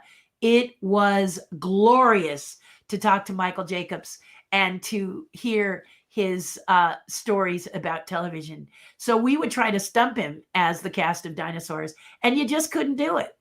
I mean, so what is the point here? Even when people tell you what you're doing is ridiculous, is it? Michael is an example, isn't he? Yes, indeed. Speaking of Star Wars, I have a button that says Revenge of the Jedi rather than Return of the Jedi. What happened was they changed the title. The Revenge was the original title. Yes, it was. And I sold a poster that had on it for buku bucks at auction. That was because George Lucas in the last 2 weeks decided to change the title because revenge is not the Jedi way, is it? But there's a great story that has to go with that involving Stephen Sansweet, the biggest collector of Star Wars stuff in the universe, and me. So if you're interested in that story and Stephen coming to my home and evaluating my entire collection, one of the reasons I think it sold for as much as it did is that he offered to endorse and tell people about my collection because he had seen my collection. So he could authenticate it. So people could write to Stephen and Stephen would authenticate my collection because he came to my home and looked through my entire collection and couldn't believe it. In fact, he said at the time, and it was a while before I actually auctioned it, but he said at the time that it was probably it was better than his at that time. Now, of course, this is much bigger and way bigger than mine, but he was very sweet about it. And Stephen is a rock star. And so if you want to hear about that, I'm more than happy to share that too. So there you go. But that was one of the reasons. And so if you had anything that said Return of the Jedi on it, including that button, it could be something extremely special and wonderful and magical. And I have some buttons around here, and one of them is the actual first button they gave you when you saw Alien. You Are My Lucky Star button. It's an original button. I came across that. And then there's a War of the Worlds button that I got from the actress, Anne Robinson. That was in Robinson. Yeah, I think it was. Anyway, she signed it. So it's got her signing and it's an actual button. So I don't know how you feel about actual fun 1915 science fiction, but I was crazy for it. So it was there. So guys, that's the end of the comments. So we're going to wind up our AMA at 12 o'clock. I've got to go watch Martin Scorsese speak and hear about this wonderful movie and do my due diligence as a Screen Actors Guild voter personage that votes. I hope you had a good time. And thank you for joining me. Those of you who stuck it out for the whole thing, you really are diehards. I really want to compliment you on doing that. That's just amazing to me that you have that kind of strength and energy. Stephen founded Rancho Obi-Wan. Exactly. I've never been, but that's because I actually heard about it after the pandemic. And then I watched a few, he did some broadcasts from it. It was very interesting. Been trying to reach out to him, but who knows if we're going to be able to do that. Everybody, enjoy your weekend. Do something nice. Let me just do this right. Do something nice for other people because that'll make you feel better if you're feeling a little melancholy. Try not to get wrapped up in this magma that is happening in our world. Try to stay positive, breathe, get out in the fresh air. If you're in the snow, I'm jealous. Step out and get that icy, I'll live vicarious through you and get that icy feeling when you step out in the snow and you hear the crunch below your feet. It's like, I just love the snow. But here in the sunshine, I'll do the same. And I'm hopeful that you all have a really good time and you stay frosty and try something new. We're going to be in our homes for a while. So what would you like to do that's new? And what I'm going to do is work on some classes. A lot of you have asked about puppet classes, and a lot of you have wanted to learn about sculpting and drawing and painting a la Terri. And so I promise you, I'm working very hard to let you look into my life as I create and go forward with it and also learn how to do it. So I will show you here. This is a teeny tiny little face that I did in about a minute. So we don't expect you to do it in a minute, but there she is. This is Chavant clay in what they call the gray green. And it's just something that I did last night. I was going to show the guys, but I didn't get around to doing it. But there she is. So we'll show you some of this fun stuff that you can do. And if you have an idea for something you want to learn from me, you want to learn voices. I don't know. I know maybe drawing and painting and puppets. I know a lot of people have been asking me about puppets. I'm getting ready to put a class together for puppets. So I will let you know as soon as I do. This month, it's probably going to be the end of this month because I've got to do business stuff, sales tax, taxes, the stuff that as an adult you have to do. That's the stuff you don't want to do, isn't it? All right, my loves, hugs, kisses, go out and do something. It doesn't have to cost money, but do something nice for someone else. And today, do something nice for yourself. Go enter that lotto. And I am going to hope you win or we win. Because you know what? $500 million goes a long way. So several of us could win, right? I love you guys. We will talk soon. Okay. Much love to you. See you soon. And we'll see you on Monday. All right. Bye for now.